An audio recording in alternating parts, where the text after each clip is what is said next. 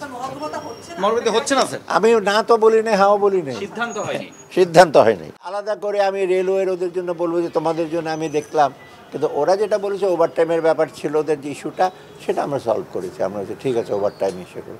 Sir, আজকে রেলমন্ত্রী বলছেন যে রেলের যে বিষয়টা সেটার জন্য আপনার মন্ত্রণালয়ে অর্থ বরাদ্দ চাওয়া আছে, এখন আপনি যা করবেন সেটাই। এটা শুনুন, না এখন এইগুলো আমি বন্ধের ব্যাপার ইসে কারণ রেলের কিছু ইসে ছিল, তাদের কিছু কর্মচারীদের আমরা বেশ কয়েকদিন আগেই আমাদের তাদের যৌক্তিক যে সেগুলো আমরা দিয়েছি। তারপরে তারা কেন করেছে এটা তাদের ব্যাপার। কারণ হয় কি, প্রত্যেকেরই দাবি দেওয়া, একাধিক দাবি দেওয়া থাকে, তাই না? তারা বলেছে এই দিতে হবে, ওভারটাইম অ্যালাউন্স দিতে হবে, পেনশন। আমরা যতটুকু আমাদের সম্পদের ইস্যুতে আমরা বলেছি, অন্যরা সংস্থা আমরা যেভাবে দিয়েছি আমরা দিয়েছি। এতে তো মোটামুটি আমার মনে হয় একটা যুক্তি ছিল এবং আমরা দিয়েছি সুবিধা।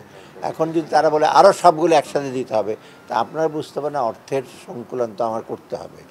অর্থের সঙ্গে আমি তো বাইরের থেকে বড় করছি করে যেমনি হোক মোটামুটি একটা সে স্টেবল পর্যায়ে নিয়ে আসছি। অতএব এখন যদি অন্য অন্য দাবি দাওয়াগুলো এগুলো দরকার হলে মন্ত্রণালয় ইস্যু করবে।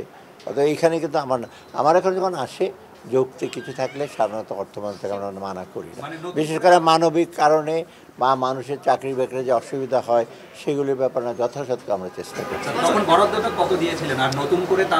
না, আমি একজাক্টলি বরাদ্দের অঙ্ক না, নতুন যেগুলো বলেছি সেগুলির সাথে অন্যান্যদের একই দাবি আছে।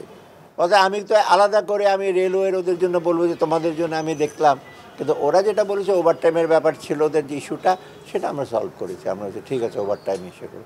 অন্যগুলোর এখন যদি বলে যে আমরা পেনশন, গ্র্যাচুইটি এগুলো যোগ করতে হবে, তো অন্য অন্য সংস্থা তো আরও অনেক দাবি আছে, আপনার নিজের সরকারি সে অন্য অথবা এইগুলো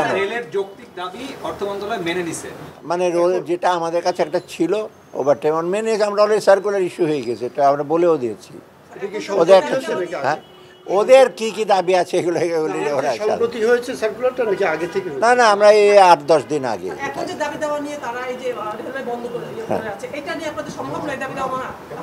সেটা আমি কিছু বলতে পারবো না, সময় তো রেলওয়ে মন্ত্রী বলবে, রেলওয়ে অ্যাডভাইজার আসছে আমার কাছে আসবে।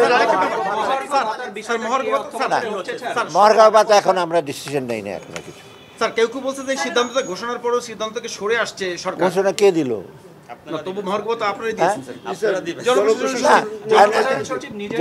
কে দিয়েছে ঘোষণা আমি জানি না। অর্থ মন্ত্রণালয়ের কাছে আসলে তো অর্থ মন্ত্রণালয় বলবে দেবো কি না দেবো কত, তারপরে ঘোষণা দেবে। গেছে, আমরা তো এখনো ঘোষণা দিইনি, আমি তো এখনো সিদ্ধান্ত দিইনি। সেটা এত টাকার অঙ্ক বলতে পারে না, কারণ এটা বহু আগে থেকে 2015 থেকে ওদের ব্যাপারে এটা কত রিজনেবল একটা কত লিসে ছিল। আজকে কত 10-11 বছর হয়ে গেছে, এবং আমরা পুরো পৃথিবীর অন্য দেশ যাচাই বাছাই করে তা আমরা দেখেছি বাংলাদেশেরটা one of the lowest allowance. অতএব আমরা যে হঠাৎ করে দিয়ে দিয়েছি তাদেরকে ওরা দাবি করে তা না, এবং যতটুকু চেয়েছে তাও তো দিই না, আমরা যুক্তির সাথে দিয়েছি। হচ্ছে না স্যার? আমি না তো বলি না, হাও বলি না, সিদ্ধান্ত হয়নি।